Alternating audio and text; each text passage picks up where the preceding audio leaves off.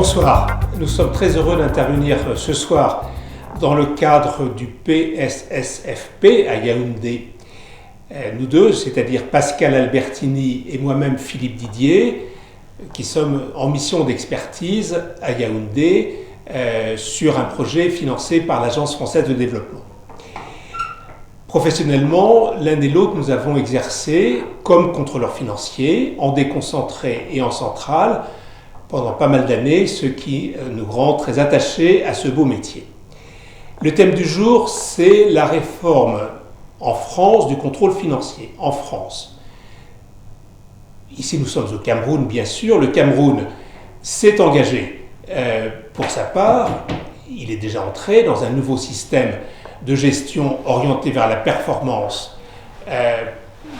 conformément aux directives de la CEMAC, c'est-à-dire que les ministères sont structurés en programmes, chacun dédié à une politique publique, avec une stratégie réfléchie, conforme à la stratégie générale du gouvernement, avec des objectifs bien centraux par rapport à cette stratégie et des indicateurs de performance pour mesurer l'atteinte ou non des résultats.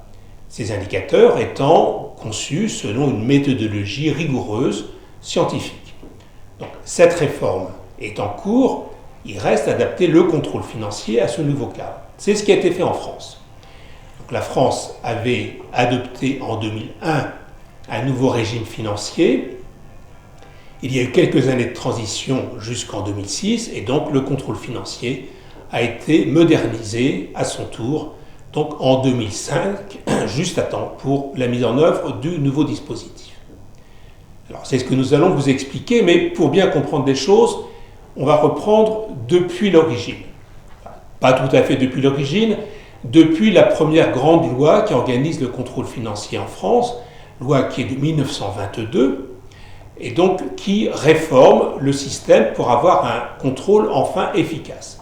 Pour ça, 4 caractéristiques. La première, on place le contrôle au moment qui est important, c'est-à-dire pas au moment du paiement. On fait remonter très en amont, au moment de l'engagement, c'est-à-dire le moment où on signe un marché, un bon de commande, où on fait un recrutement.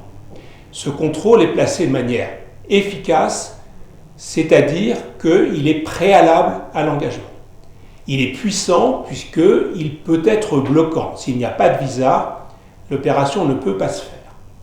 Et puis, il est formalisé, individualisé, en la personne d'un contrôleur qui dépend du seul ministre des Finances. Ce modèle efficace a ensuite perdu de sa clarté parce qu'on a voulu en faire trop, c'est-à-dire qu'on a étendu le contrôle à d'autres sujets et puis on lui a donné une dimension de plus en plus juridique et moins budgétaire. Et puis on a développé des effets secondaires négatifs, c'est-à-dire que ça aboutit à déresponsabiliser les gestionnaires pour qui les opérations étaient faites quand ils avaient eu le visa du contrôleur financier. La réforme est intervenue sur cette base-là.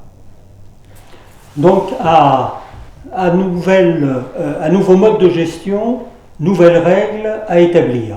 Donc, entre 2001 et 2005, nous avons mené une réflexion pour redéfinir un contrôle financier qui soit recentré sur les objectifs essentiels et qui soit surtout adapté à ce nouveau régime où on donne plus de liberté mais aussi plus de responsabilité aux gestionnaires.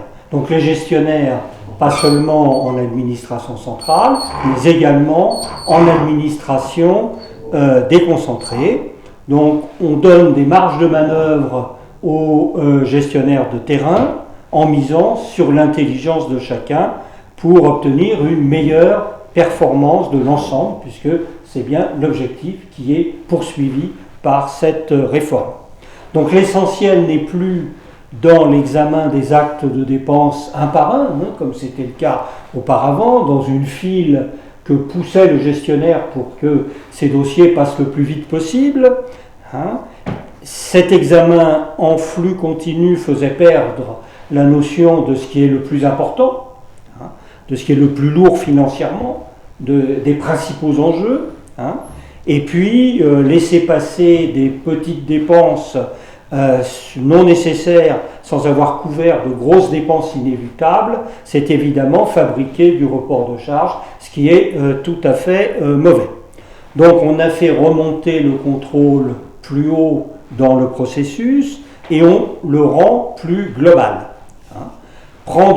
L'objectif est de prendre une vue d'ensemble sur la gestion dès le départ et bien classer les dépenses par ordre de contraintes techniques. Alors comment est-ce qu'on procède ? En début d'année, une programmation est établie programme par programme qui met en réserve la part des crédits non utilisables tout de suite et qui ventile le reste entre les responsables opérationnels de terrain. Ces responsables opérationnels de terrain établissent une programmation fine de la dépense à leur niveau. La liberté est laissée aux gestionnaires, dans une certaine limite bien entendu, de modifier la répartition initiale des crédits en cours d'exercice, et un suivi périodique est réalisé environ tous les trimestres parce qu'il faut évidemment vérifier que la programmation est mise en œuvre de manière satisfaisante et qu'elle donne les résultats qui en sont attendus. Une fois que l'année est terminée, on procède à une analyse détaillée de ce qui s'est passé pour en tirer les conclusions nécessaires pour les exercices suivants. Enfin, le contrôle des actes, par exemple les marchés, s'inscrit dans ce cadre. Le marché est-il soutenable financièrement ? Est-il compatible avec l'état de la programmation ? S'il ne l'est pas, il faut évidemment déprogrammer d'autres projets pour faire passer une dépense plus utile. Voilà, donc en résumé, vous l'aurez compris, un nouveau cadre qui donne aux gestionnaires plus de responsabilités, leur donne aussi plus de marge de liberté, mais l'obligation très forte de rendre compte et de cadrer leur action.